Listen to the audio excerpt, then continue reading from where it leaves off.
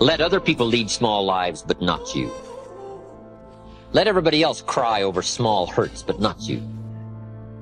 Let everybody else argue over non-essentials, but not you. Deal in things that matter. Make sure what you do is the product of your own conclusion. Take advice, but not orders. Let everybody around you be helpful, but then put that through your own mental computer and make sure what you do is the product of what you've concluded based on all the input. All of us should be students of inevitability.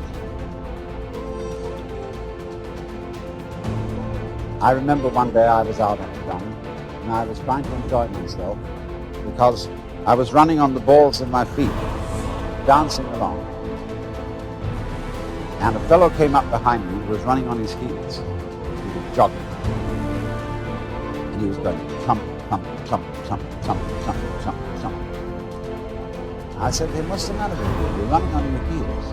And you're jarring your whole body all the way through. Okay, but he stuck to it and he became the champion long distance runner of the school. But he didn't enjoy it, it was work. And all he enjoyed was the suffering that he endured that made him feel that he had really contributed to the human race because he suffered. He identified his existence and his work with his suffering. Without kidding myself, if I keep up my current daily practices, where will it take me in 10 years without being disillusioned? I got to learn to look into the future called inevitable. I don't want to just cross my fingers and walk the wrong road. Sometime in the development of man, maybe 3, 4, 5,000 years ago, we developed self-consciousness in a peculiar way. We began to realize that by directed thought, we could control our environment. And then it was, you see, that we had a sense of responsibility. Pessimism, the deadly disease of always looking on the bad side, the problem side, the difficult side, checking all the reasons why it can't be done. The poor pessimist leads an ugly life. Don't ask for security, ask for adventure. Better to live 30 years full of adventure than 100 years safe in the corner. And see, it's not important how long you live. What's important is how you live. We forget that we create the situation. Then we give our power away by blaming the other person for our frustration. No person, no place, and no thing has any power over us, for we are the only thinkers in our mind. We create our experiences, our reality, and everyone in it. When we create peace and harmony and balance in our mind, we will find it in our lives. The neck and throat are fascinating because so much stuff goes on there.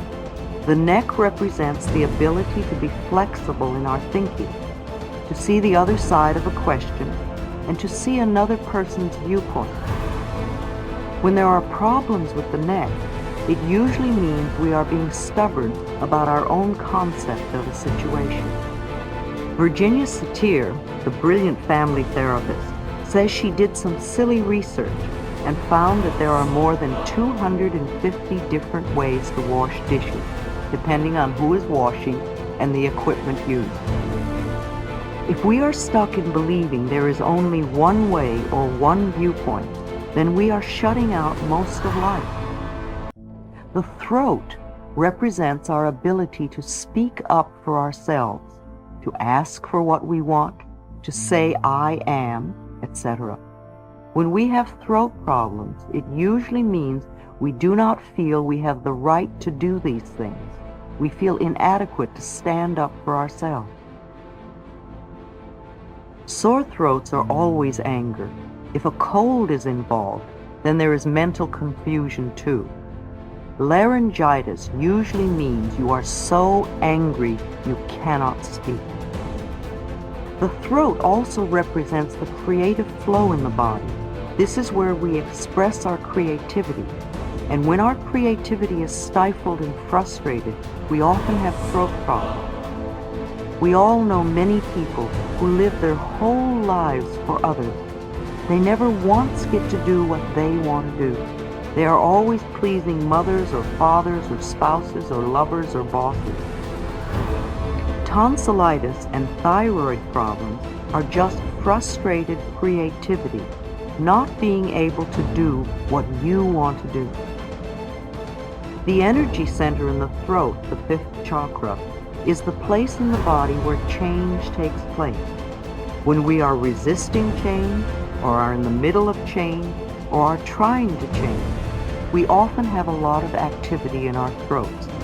Notice when you cough or when someone else coughs. What has just been said?